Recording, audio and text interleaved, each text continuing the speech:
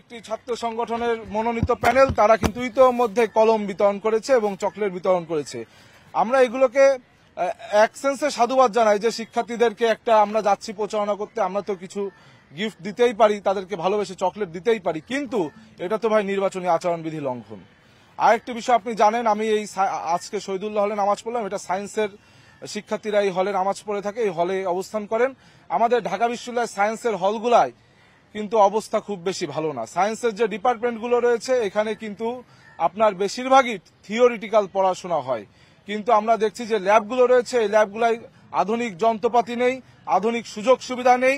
আজকে science related যে সাবজেক্টগুলো রয়েছে আমরা দেখছি আমাদের সমুদ্র থেকে তেল সহ বিভিন্ন খনিজ উৎপাদন যখন উত্তোলন করা হয় বাইরের দেশের এক্সপার্টাইজ আনা হচ্ছে, কিন্তু আমরা ঢাকা বিশ্ববিদ্যালয়ের যে সায়েন্স বিভাগের শিক্ষার্থীরা রয়েছে তাদেরকে যদি আমরা স্কিলড করতে পারতাম, আমরা যদি থিওরিটিক্যাল থেকে মোর দ্যান থিওরিটিক্যাল থেকে আমরা একটি স্কিল বেসড পড়াশোনার দিকে তাদেরকে আওতাভুক্ত করতে পারতাম, সেক্ষেত্রে কিন্তু এই এক্সপার্টাইজ আমাদের বিশ্ববিদ্যালয় থেকে গড়ে উঠত।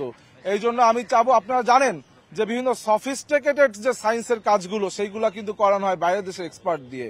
সুতরাং আমরা চাইবো আমাদের ঢাকা বিশ্ববিদ্যালয়ে যে সকল শিক্ষার্থী গ্রাজুয়েশন কমপ্লিট করে তারা যেন দক্ষ জনসম্পদে রূপান্তরিত হয়, এই ধরনের কিছু ইনিশিয়েটিভ আমরা নিতে চাই।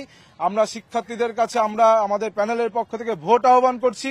আমাদের যদি শিক্ষার্থীরা তাদের ম্যান্ডেট দেয়, আমাদেরকে যদি নির্বাচিত করে, ইনশাআল্লাহ ঢাকা বিশ্ববিদ্যালয়ের প্রত্যেকটি ডিপার্টমেন্ট, এখানে অনেক স্পেশালাইজ ডিপার্টমেন্ট রয়েছে, আমি সায়েন্সের ডিপার্টমেন্টগুলোর কথা বললাম, ঠিক একইভাবে আর্টসেও কিন্তু বিভিন্ন ডিপার্টমেন্ট রয়েছে, সোশ্যাল সায়েন্সের ডিপার্টমেন্ট রয়েছে। আপনারা জানেন গণমাধ্যম কর্মীরা টিভি, ফিল্ম অ্যান্ড ফটোগ্রাফি নামে একটি ডিপার্টমেন্ট ঢাকা বিশ্ববিদ্যালয়ে রয়েছে, যার কাজ হলো সেখানে কিন্তু টিভি, ফিল্ম এবং মিডিয়া নিয়ে কাজ হয়, ফটোগ্রাফি নিয়ে কাজ হয়, কিন্তু দুঃখের বিষয় সেখানে শিক্ষার্থীদেরকে ক্যামেরাটা পর্যন্ত নিজের কিনতে হয়, সেই ডিপার্টমেন্ট থেকে কিন্তু কোনো টুলস তাদেরকে দেওয়া হয় না।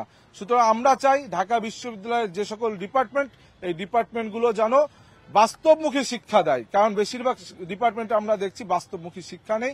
বাস্তবমুখী শিক্ষা দিতে পারলেই আমাদের শিক্ষার্থীরা দক্ষ জনসম্পদে রূপান্তরিত হবে। এছাড়াও আমি নির্বাচন কমিশনকে আহ্বান জানাবো, আপনারা দ্রুত এই যে নির্বাচনী মাঠে যে অসমতল ভূমি রূপান্তরিত হয়েছে, আমরা দেখছি বিভিন্ন প্যানেল, বিভিন্ন স্বতন্ত্র প্রার্থী যে যখন পাচ্ছে আচরণবিধি লঙ্ঘন করছে। আপনারা জানেন গতকাল আগের দিনও টিএসসিতে কিন্তু একজন প্রার্থী বিভিন্ন আয়োজনের অনুষ্ঠান করে তার গান বাজনা করে পরবর্তী তার ইস্তেহার পাঠ করেছে আলোকসজ্জা করে, যেটি সম্পূর্ণ আচরণবিধি লঙ্ঘন। একই সাথে আমি আরেকটি বিষয় বলতে চাই, দৃষ্টিপাত করতে চাই, ইতোমধ্যে আমাদের ঢাকা বিশ্ববিদ্যালয়ের অনাবাসিক যারা শিক্ষার্থী তাদের ভিতর ভয়ের সঞ্চার হয়েছে, এক ধরনের ভীতির কিন্তু সেখানে কায়েম হয়েছে। কারণ আপনারা জানেন গত 2 দিন পূর্বে নির্বাচন কমিশন আচরণবিধি সম্পর্কে প্রেস ব্রিফিংয়ে বলেছেন প্রয়োজনে অথবা আপনার নির্বাচনের দিন আর্মি ডিপ্লয় হবে। আমরা ঢাকা বিশ্ববিদ্যালয় ছাত্রদল মনোনীত প্যানেল মনে করি ঢাকা বিশ্ববিদ্যালয়ে এমন কোন যুদ্ধাঙ্গেহী পরিবেশের অবস্থা বা পরিস্থিতি তৈরি হয়নি যেখানে আর্মি ডিপ্লয় করতে হবে। আপনারা জানেন 5ই আগস্ট পরবর্তী সময় বাংলাদেশে যখন একটি সংকটময় মুহূর্ত চলছিল, আনস্টেবল ছিল, তখন কিন্তু সেনাবাহিনী ব্যারাক থেকে রাজপথে নেমেছিল। ঢাকা বিশ্ববিদ্যালয়ে তো ভাই এমন কোন পরিবেশের সৃষ্টি হয়নি। যারা অনাবাসিক শিক্ষার্থী তারা বেশিরভাগই কিন্তু ঢাকা শহরে তাদের পিতামাতার সাথে থাকে, এই ক্ষেত্রে তাদের বাবা মায়েরাও ভয় পাচ্ছে যে আমরা ছাত্র নির্বাচন এটি তো একটি উৎসব মুখর পরিবেশ হবে, কিন্তু কি এমন ওই দিন হবে যে এখানে আর্মি ডিপ্লয় করতে হবে। এই ক্ষেত্রে আমার মনে হচ্ছে তাদের পিতামাতারা অনেক ক্ষেত্রে শিক্ষার্থীদের কিন্তু অনুৎসাহিত করছে যে নির্বাচনে ভোট দিতে যাওয়ার দরকার নেই। একই সাথে আমরা দেখছি বিশ্ববিদ্যালয় প্রশাসন এই অনাবাসিক শিক্ষার্থীদের যেন ভোট দিতে না আসে এই ধরনের কিন্তু বিভিন্ন ব্যারিয়ার তৈরি হচ্ছে। যেমন যারা ভোটার লিস্টে আছে তাদেরকে বারংবার বলা হয়েছে যে তাদের নাকি যাদের হল আইডি কার্ড সেটি নবায়ন করতে হবে। আপনি জানেন যারা অনাবাসিক শিক্ষার্থী তাদের কিন্তু হলে কোনো কাজে যাওয়া লাগে না, তো একজন শিক্ষার্থী 2 বছর 3 বছর 4 বছর ধরে তার হল আইডি কার্ড নবায়ন করেনি। এখন এই যে সংক্ষিপ্ত সময় 10 দিন পর নির্বাচন, এখন একজন শিক্ষার্থী কিভাবে এই সংক্ষিপ্ত সময় অনেক টাকা দিয়ে তার হল আইডি কার্ডটি নবায়ন করবে? সুতরাং এই যে অনাবাসিক শিক্ষার্থীদের ভোটদানের ক্ষেত্রে অনুৎসাহিত করা বা একটি ব্যারিয়ার তৈরি, এই ব্যারিয়ার আমি বিশ্ববিদ্যালয় প্রশাসনকে বলবো খুব দ্রুত তুলে ফেলতে হবে।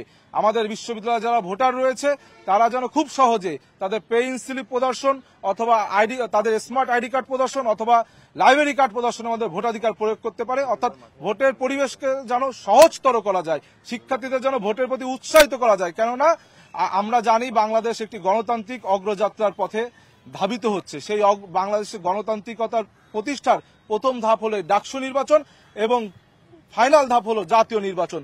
সুতরাং এই ডাকসু নির্বাচনে কোন রকম যেন ডিলেমা তৈরি না হয়, এই ডাকসু নির্বাচনে ডিলেমা তৈরির মাধ্যমে জাতীয় নির্বাচনকে যেন বাধাগ্রস্ত না হয়, এই ব্যাপারে আমরা ঢাকা বিশ্ববিদ্যালয়ের শিক্ষার্থীরা কনসার্ন রয়েছি এবং ইনশাআল্লাহ 9 সেপ্টেম্বরের নির্বাচনে বাংলাদেশ জাতীয়তাবাদী ছাত্রদল মনোনীত প্যানেলকে শিক্ষার্থীরা বেছে নেবে বলে আমরা আশা এবং প্রত্যাশা ব্যক্ত করছি।